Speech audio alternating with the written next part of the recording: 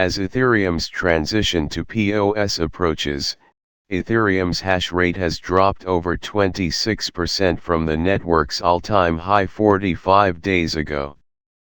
The weekly increase in the price of Ether right now is 43.1%.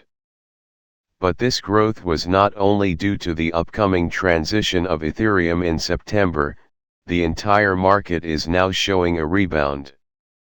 False, while even Bitcoin is up 17.2% in a week, other coins are up much more. The same Ether Classic, etc., grew by 81%. Also keep in mind that although a tentative date for the merge has been set by the developers, it is possible that it could be delayed yet again. However, the Ethereum hash rate has fallen by 26.26% over the past 45 days. The 18.21% hash rate loss occurred after June 30th, when Ethereum's global hash rate dropped from 1,190 terahash per second, TH/s, to today's 973.27 TH/s. While the Ethereum hash rate has declined, the Ethereum Classic hash rate has increased by 12.07% over the past 2 days. While the timeline is not final, the merger could be done on September 19, 2022. The proposed merger date not only caused the value of ETH to rise against the US dollar, but also increased the ETH fees by $1 or more per transfer, although transaction fees have been low lately. Interestingly, the ETH hash rate is also falling.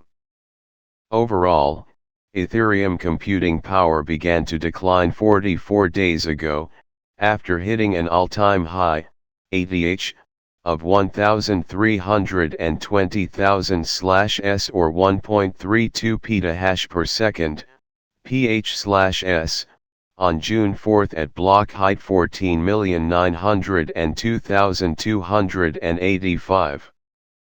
It is assumed that most ETH-POW miners will simply switch to Ethereum Classic, etc., since these networks use the same Ethish algorithm. One would assume that the recent 12.07% increase in etc. hash rate was caused by ETH miners.